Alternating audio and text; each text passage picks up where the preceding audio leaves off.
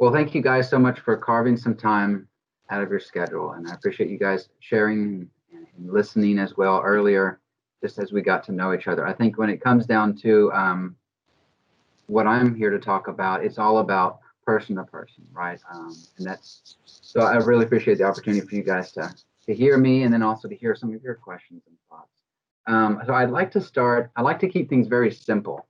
That's the first thing I like to do when I talk about my work and our department and the foundation and fundraising and all that sort of stuff. There's a lot of stuff that you already know, that you're already acquainted with. So I'll share briefly, and then as we go along, if you have any questions, feel free to ask or jot those down so that way I can cover those at the end. But the first, to start off with a big picture overview, it's philanthropy.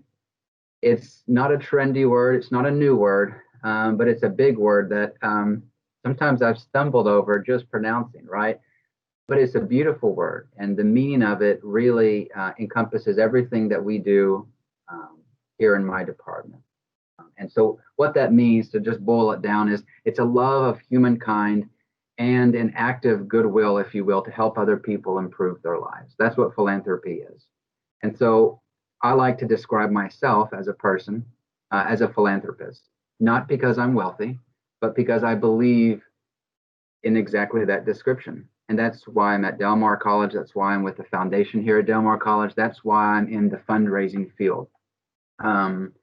You hear different names. You hear advancement, development, fundraising, foundation. You never hear the word philanthropy, and which I think is completely off. And so that's why I start with that. But we're not going to call ourselves the Department of Philanthropy because it's just too feely. But I like to start off with that. And I tell this to my donors, to the students, to the staff. And so that's where I start with. But when we get down to it, it's what do we do at Del Mar College Foundation in the Department of Development? Well, we fundraise. That's the baseline thing of what we do. We fundraise and we give away money. So I kind of like to think of it as the input and the output. The input is the fundraising aspect. And there's an art and there's a science to fundraising.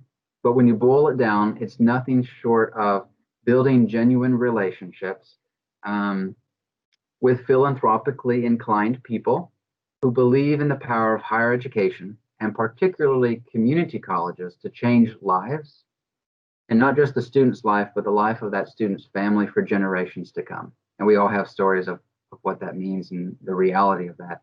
But also the people who see a bigger picture, the local economic impact of community colleges on the workforce, and Del Mar College itself. So I know that's kind of a big old mouthful of a lot of broad stuff, but when I dive into it a little bit more, it's the input, the fundraising side. And I want to kind of share a little bit about what that is. So who actually is giving money?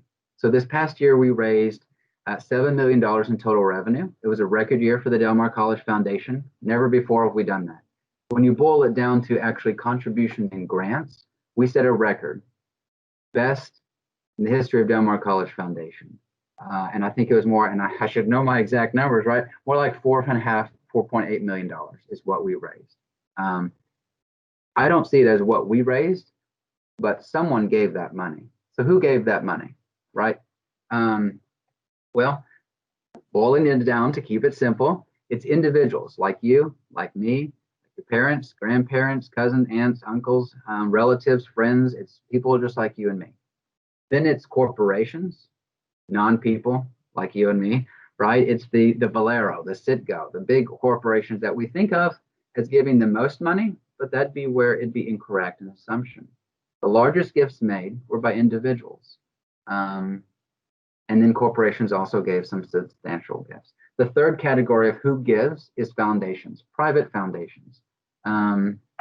Bill Gates Foundation is a pretty big example, but there's thousands and thousands and thousands of private foundations created by individuals like Kawana Jensen, right? She created a private foundation in honor, in memory of her son, Jasani, and she is focused on one issue with her foundation. But there are thousands of foundations like that that are focused on specific issues that also give grants, but it's a one-on-one relationship. Just for the Del Mar College specific aspect, there are major grants including the one that's impacting you guys, right? The federal grants, the state grants. That is not something our department handles anymore. We have a separate department under Raul, the CFO here at Del Mar College, that focuses on federal and state grants. That is not philanthropy. That's government funding, which is wonderful and important, but totally different. So just so you know, that's a different wheelhouse. So what are people giving? Obviously, people give cash. But the largest gifts, there's a gentleman who gave $1 million donation this past year, him, his wife, and he brought his children in because he wants to be inclusive of a younger generation, which I think is great. He wants to build a philanthropic culture of we give back because we believe in humanity, the love of humanity, right? We don't talk about love a lot at community colleges, but there you go. But that gift was made through stocks and bonds. The largest gifts aren't through me writing a check. It's through a commitment fulfilled in different ways. Another way is through property, software, equipment. Del Mar College has had $1 million gifts, multiple $1 million gifts, not in cash, not in stocks and bonds. Some people have given us their homes. Some people have included us in their estate plans. So once they pass away, affairs are settled, and oftentimes large gifts result because of that. So those are a few different ways that people can give. What are they giving towards? Pretty much three different things. The first and our number one is scholarships, because we're so student focused at Del Mar College, which is the beauty of a community college. We oftentimes are so hyper focused on our students, and rightly so. That's the number one priority and will remain that for the Del Mar College Foundation. Past year, we gave nearly $1.8 million in cash to Del Mar College students. Also a record year. We never given more than that. Hope to give more than that, though, in the future. About 1,400 students received a scholarship. Some it was $250, some it might have been $5,000. Just varies, right? The second part is direct program support.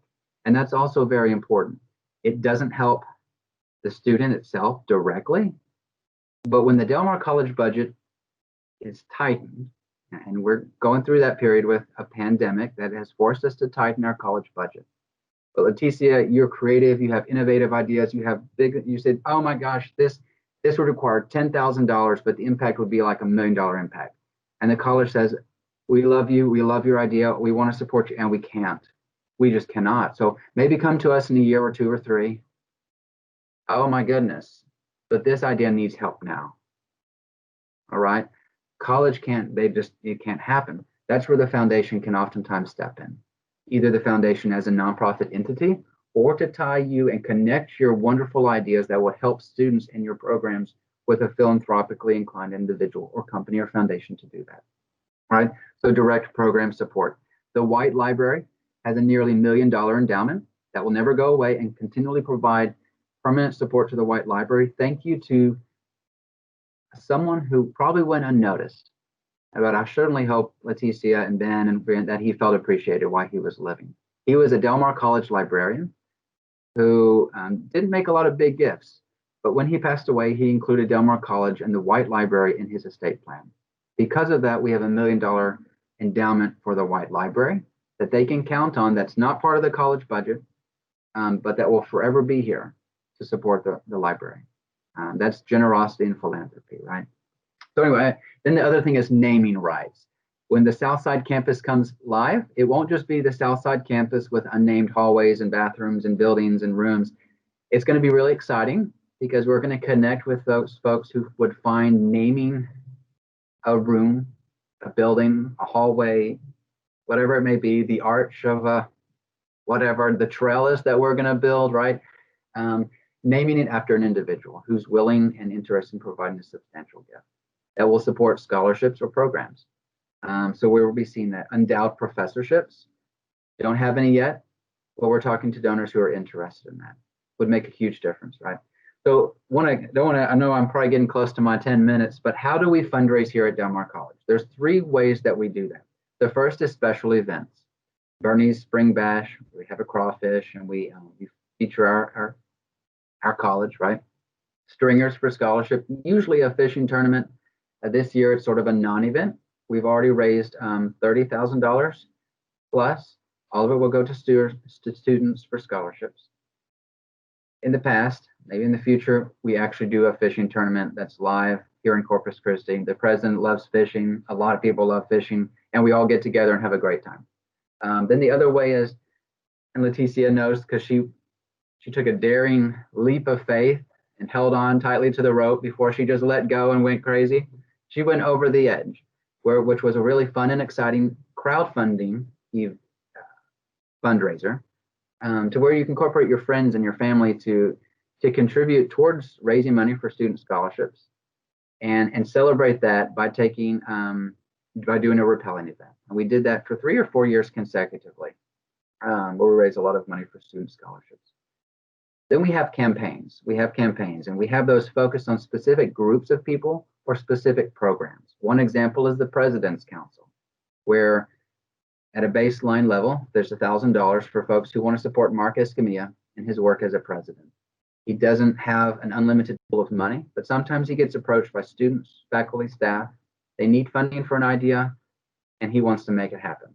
So he comes to the foundation and says, "What's my balance in the President's Council fund?" And we say, "Well, nothing, because no one gave." Well, that's not good, right? Or we say $50,000 because these companies and these people believe in what you're doing and in your leadership and in the college. Okay, so that's one example. The other is employee giving.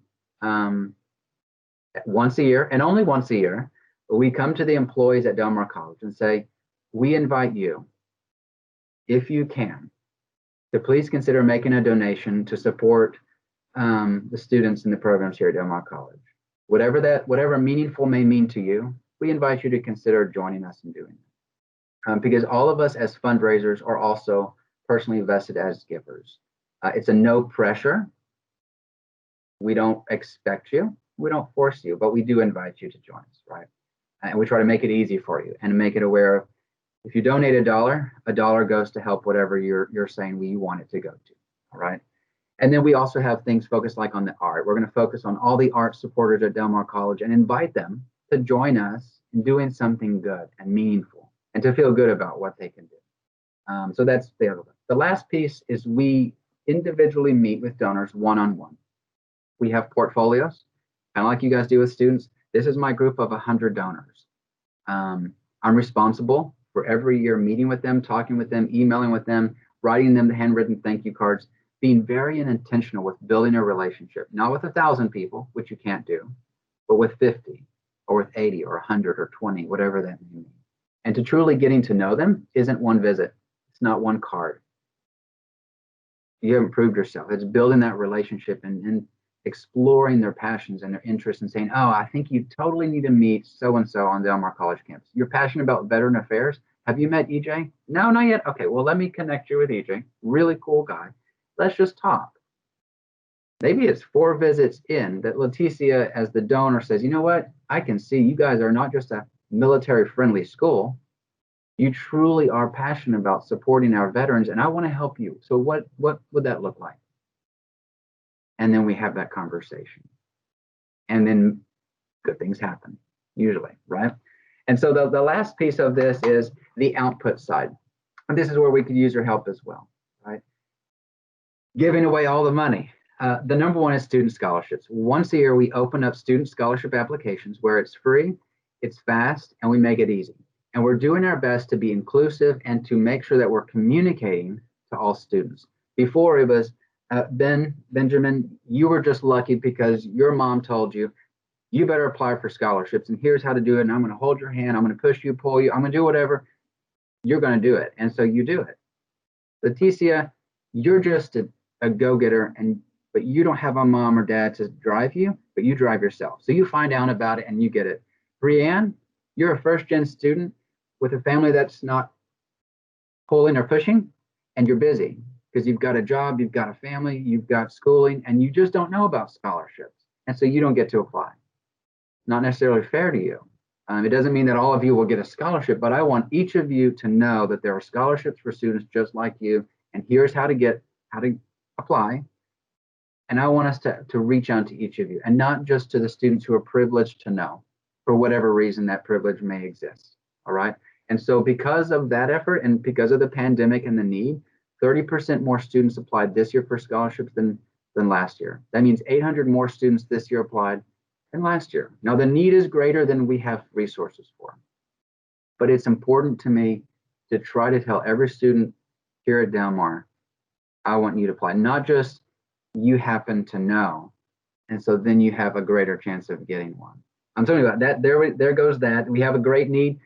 Every year it comes up just once a year for applications. That's where we need faculty, staff, students, everyone. Let's get the word out, right? It takes about 15 to 20 minutes to apply. We just intentionally make it fast and easy. We don't want a 3-hour application. And you can always search.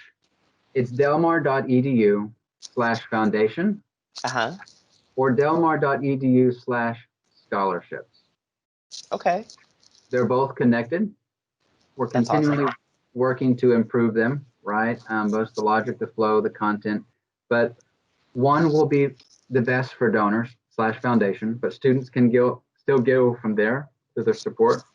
And the other, the /scholarships, will be the #1 web page to say, hey, go here, see what help they might have or what resources they might have. So this right here is the foundation landing page. Of course, it should change, and it does change regularly, right? Here we're trying to, our audience is both students and donors. So you're going to see that flux. Here's that President's Council we talked about earlier, right? Here's to the donors how to help for emergency aid. But because we're tight on time, I want to share at least just a second piece of what we do as a resource for students. Scholarships, we've got that, we understand that. Emergency aid, year round, not because of a pandemic, but year round, we have an emergency aid or emergency assistance program. And you can see that right here, right? It says Del Mar Student Emergency Assistance. We try not to define what an emergency or crisis would be to a student, because as soon as we do that, something else comes up that we could not include. We exclude a couple things. Tuition and fees generally is not an emergency. You know about it before, during, and after your registration. Everything is very clear. That's what scholarships are there for. But when your tires get slashed in an apartment complex and you have to pay that $200 plus the towing fee, but that's the money you were going to use for books, and your credit card is maxed out, or you don't have a credit card, or you're just trying to stay away from debt. This is an example of that's a crisis for a student. You need a textbook, but you need your car to be able to get your kids to daycare, you to do a job, and then to generally go to college, right? This is where we can quickly and expediently help meet some of those needs for our students. So, and then feel free to explore this. I'm not going to do that right now for sake of time, but I'm very proud of our Del Mar College Foundation board. We're a separate entity, 501c3 nonprofit, governed by a board. An impressive group of folks. And so when you click on them, Meet Now, you'll get to see who they are, who's at the table, and that sort of thing. Thank you for that, Matthew. And I don't want to leave Brianne out. Brianne, if you have any questions for Matthew. The only thing I had was, as an employee, if we donate, do we have the option to do payroll deduction? Or is it just like we have to pay all up front? Yeah, great question. We definitely give options. So the employee giving campaign is coming up. More information will be shared. You don't have to wait to start giving at that point. You can give online with a credit card to where every month whatever you choose is deducted, or it's as a one-time gift. If you want to do a payroll deduction at any point, you can contact us and say, hey, I'm interested in making a gift. At any point, you can change or stop that gift, right? I want to give $10 a month or $100 a month or $1 a month, whatever it may be. Or I just want to do a one-time gift, but have it pull through my payroll. We will facilitate that and make that easy for you as well. Okay. The other thing is more of an advising question, and it's, how can I keep using Mongoose? I was using it with Victor under Title V. So, yeah, love it. Great question, Brianne. Off topic from the development of the foundation, but I appreciate your feedback, especially that it's affirmative. So let me ask you this: is there anything? I'll get to that, Brianne, but for the sake of the recording, Anything else, Leticia? Is it Benjamin or Ben? I don't want to shorten your name on. Ben is perfect, but either really. Anything about foundation, the awarding, the help that we provide students, or the fundraising side? And then what we can do is we can pause the recording and I can come to your texting question, Brianne. Perfect, perfect. So I would love if you would show the advisors. I know you briefly discussed the application, how it only takes 15, 20 minutes for the student. When does that portal open up, and can you show them, screen share, how the students can access that? I think it's just one application that serves for multiple. Can you explain that a little bit more as that is coming up? Yeah, great question. And thank you for asking me to share a little bit about that. So right now the scholarship application is closed. It generally opens up for a 4 to 5 month period.